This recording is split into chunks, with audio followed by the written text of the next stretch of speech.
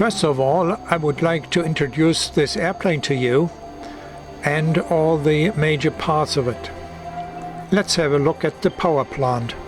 One must not forget that this supersonic airplane was developed and built only 9 years after World War II. That was in 1954. At this rather early time in flying history, this type of an airplane and its construction was an absolute novelty. This airplane was so uncommon, so unusual, that all pilots who were privileged to fly her had to thoroughly adapt this ultra-modern flying machine. Never before such a remarkable aircraft had been up in the sky anywhere.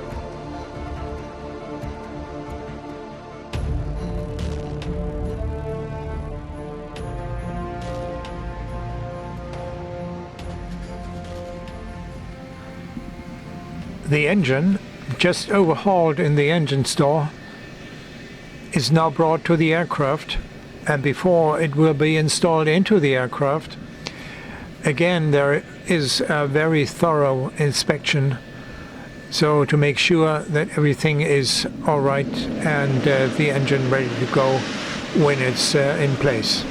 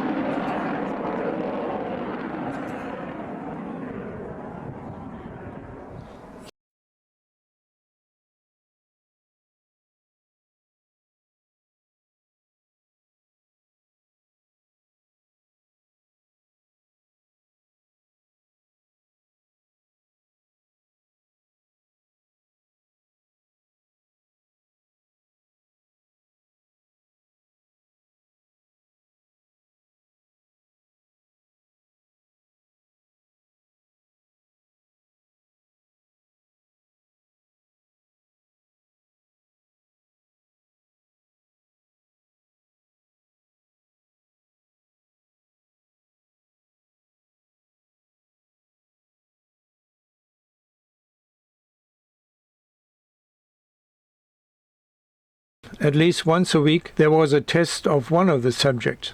A minimum of 70 out of 100 points had to be achieved.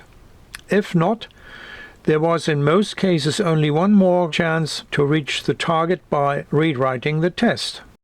If a student failed that last chance, he probably found himself back in Germany 3 days later.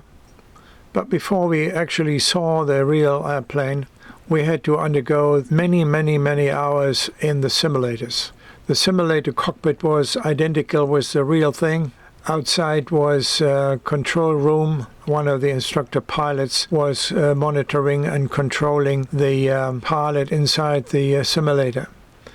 And here we learned and studied procedures, and especially the emergency procedures. It was all by the books. It was all standardized, and it was all really super. This pilot training in the USA became the best training I ever encountered in all my life.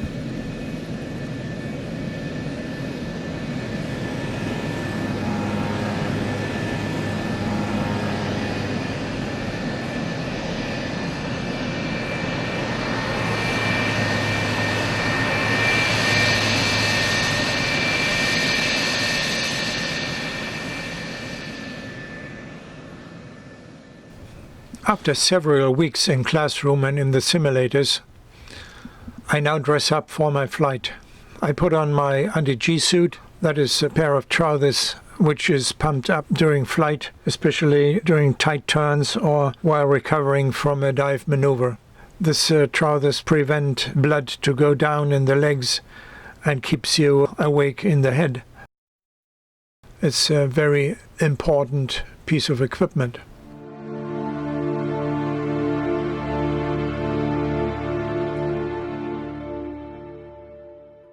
I now check my flight schedule. I have to sign the flight. Then I take my equipment, all the handbooks and things like that, after I have made my signature on the board. And then off to the airplane.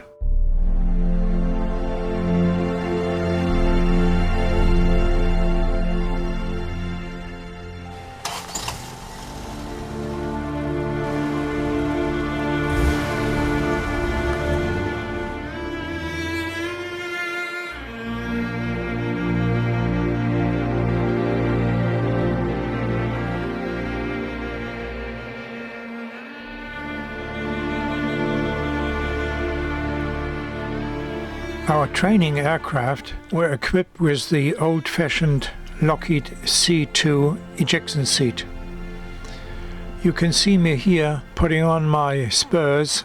The spurs then would be connected to cables which were placed under the ejection seat, and in case you had to eject, the feet were pulled out from underneath the instrument panel and hold against the ejection seat, so just in case that nothing could happen to your legs and feet.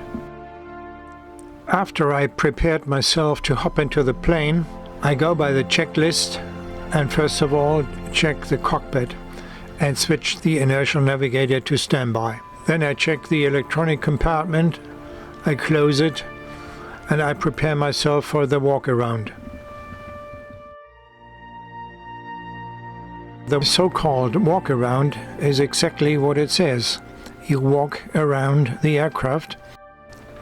With your checklist in the hand, you have to inspect several points, several areas around the aircraft, underneath and on top. And so you make one clockwise circle around the aircraft until you arrive back at the ladder. And then you are prepared to hop in and get ready. Down at the hydraulics bay, I check for any kind of leak. Normally nothing is leaking, but sometimes, as we can see here, there's a little tin hanging down. The tin was put in place by the technicians because there is a little leak. And in fact, they are counting the drops per minute. More than 3 drops a minute, the aircraft is unserviceable, and the technicians have to repair the leak before anybody else will take the aircraft to fly with it. Here you can see how nice the aircraft was polished by the ground crew. Well, they actually went into competition to have the nicest and shiniest aircraft around. But that was not very funny for the pilots, because the bright sunshine over Arizona made so many reflections on the aircraft that, especially in formation flight, that was not really good. Being up in the cockpit now, I have to arrest my spurs into the ends of the cables. So that is a little bit tricky. The cockpit is very narrow, and you have to find these little ends of the cables and then just hook up your spurs onto them. Right after that, the crew chief is helping me with the seat belt and with a parachute harness. And then I check the cockpit again, make sure that all the switches are in the correct position, and then I prepare myself to start the engine. The aircraft is not equipped with a self-starting device. For that reason, if you want to start the engine, you had to use external power. That's done by hand signals together with the crew chief.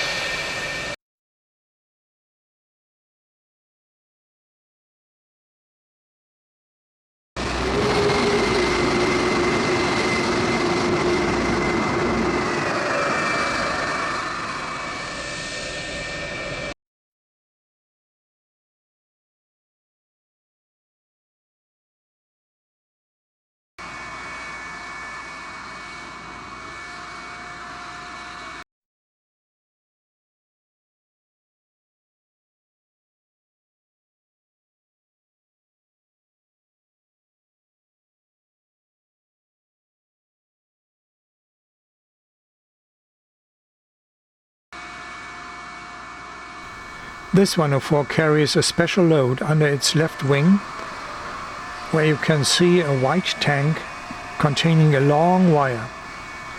Right behind the tank you notice something looking like a dart. That's exactly what it's called. It is the tow target. Later at altitude, the warship is shooting at this air-to-air target. When firing onto this target, its position is more than 1,000 yards behind the towing F-104.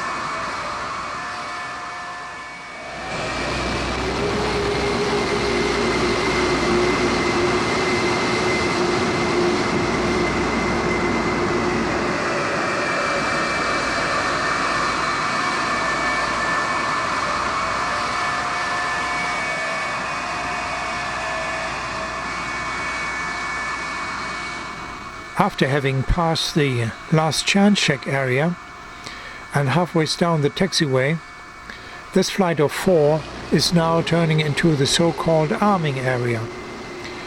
In this arming area, the ground crew is pulling the safety pins so that the external weapon load will be from safe to hot.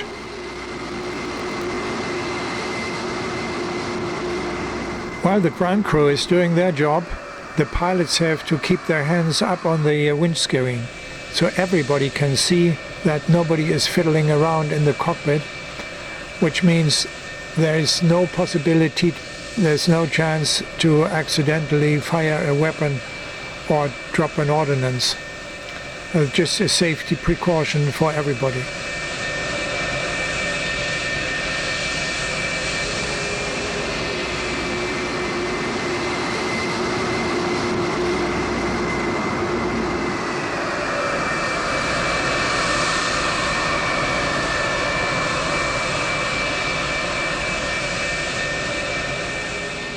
All external loads have now been set to hot. The airplanes now continue to taxi towards the end of the runway. Their mission will be a flight to the shooting range, and then they will fire the guns, drop their bomblets and shoot rockets. The planes are loaded with 100 rounds of 20mm ammunition, with 4 rockets and with these 6 bomblets in the white tank.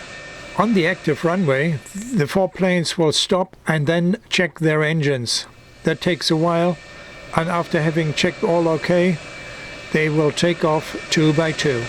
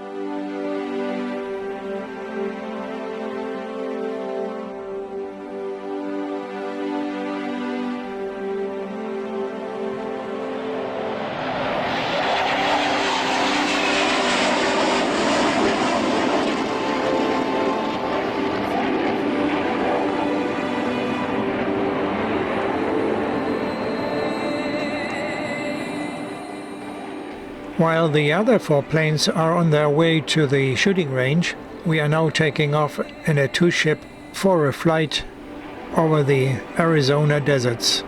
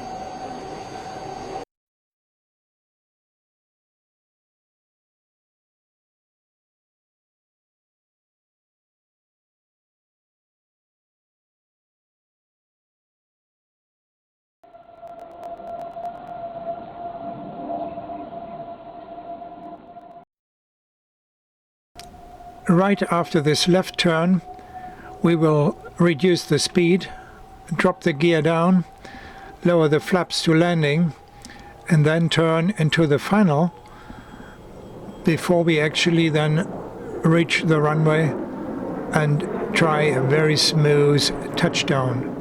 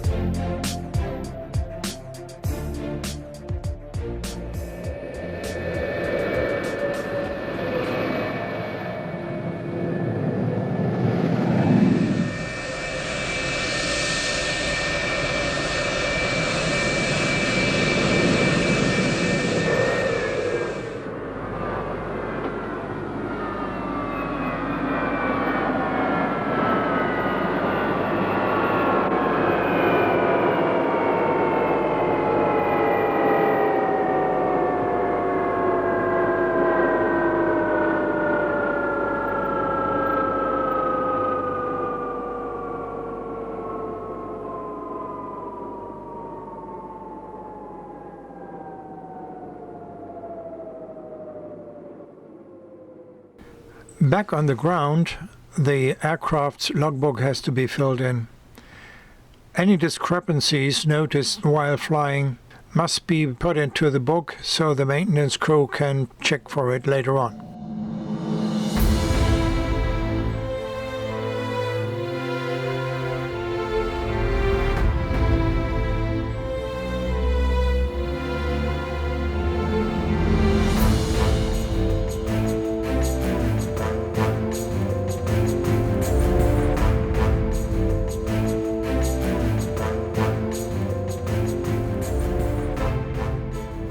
While the aircraft is refueled, the crew is heading for a small building where the technical debriefing crew is waiting for them.